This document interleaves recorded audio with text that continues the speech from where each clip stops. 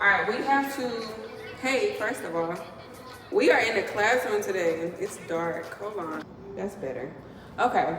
I don't really like the lighting in here, but it's okay, because that's not the point. But this video is going to go over all of our slope equations. So let's start with, so y2 minus y1 over x2 minus x1. So that's the original equation. That's how it goes every time. Y2 minus y1 over x2 minus x1. So this is the only line or only equation that you use to find the slope between 2 points. Okay? So you only use this equation when they give you 2 points and you have to find the slope. Okay, so I got the points 5, 9, and 8, 2. Okay? And I need to find the slope of the line that passes through both of these points. All you gotta do first is label which one is which. So we never gonna stray from x, y, x, y. That's always gonna be there. Now you're gonna say which one is the ones and which one is the twos. 1, 1, 2, 2.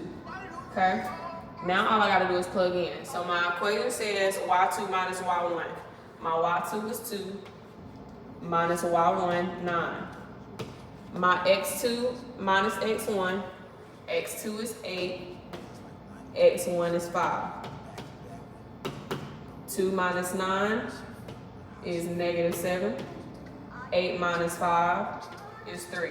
So my slope is negative 7 over 3. That's that Kanye. You wanna have a jam session real quick? Yes, we will. Oh, yes, it will. I told her to drop over in your blue whip. Bring some friends you cool with. I'ma bring the cool whip. Then I want you home. Man, I swear she fine. Why she always fine though? Telling me of diamonds. What she know they rhyme from. Light skinned friend look like Michael Jackson. Got a dark skinned friend look like Michael Jackson. I may not like the lighting in here, but this is much more space than a refrigerator. Label your points, X, Y, X, Y. This is my ones, this is my twos. Y2 minus Y1, Y2 is 7, Y1 is 3. X2 minus X1, X2 is 9, minus 10. 7 minus 3, 4. 9 minus 10, negative 1. 4 divided by negative 1 is negative 4. So my slope is negative 4.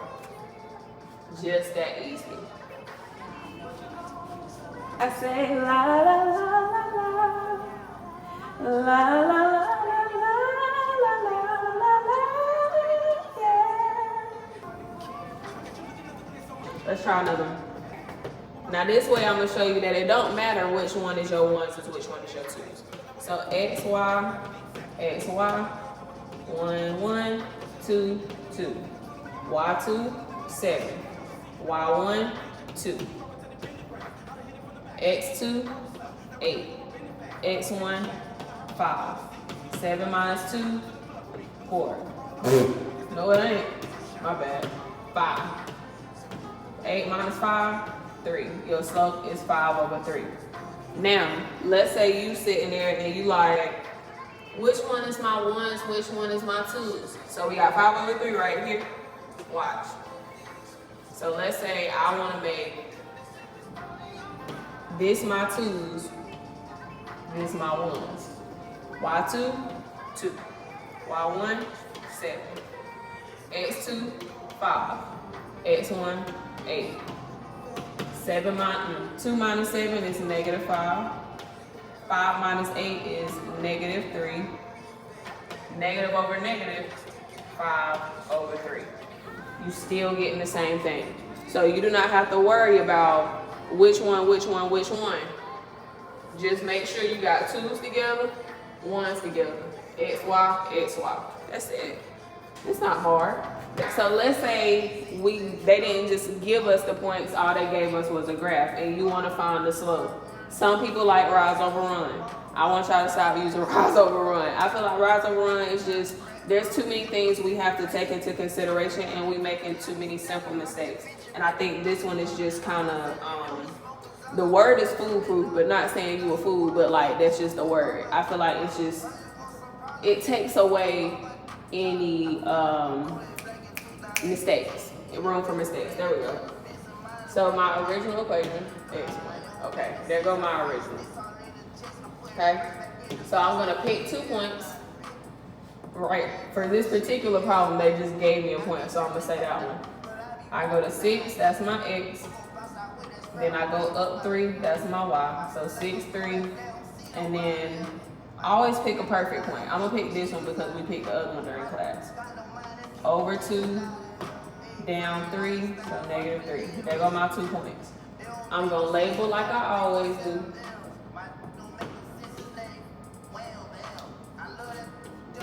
X, Y, X, Y, 1, 1, 2, 2. Plug in. Y2, 3. Y1, negative 3. So 3 minus negative 3. X2, 6. X1, 2. 3 minus negative 3 is 6. 6 minus 2, 3. Why I keep doing that? That's not 3. 4. 6 over 4 simplifies to 3 over 2. So the slope is 3 over 2. Okay? So for this equation, all you gotta know is 2 points on the line, and that's it. The rest can fall together. Okay? Let's do a quick review of rise over run, because everybody don't process the same. So maybe you don't get his point. And when I say quick, because I can't stand rise over run. Me and rise over run got beef. So boom, boom, still pick these points. Never, ever go like this. Never, okay? You can't do that. You gotta go up or down, left or right. And you count the boxes that is. So 1, 2, 3, 4, 5, 6. I went up 6. 1, 2, 3, 4. I went right 4. My rise, overrun. I rose 6. I ran 4. 3 over 2. Okay? But when I say quick, because I don't want you doing that no more, that's it. That's all. That's the only example y'all get for rise over run.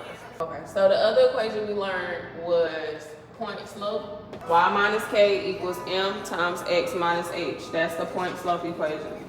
Point slope equation, you only use point slope when they give you the slope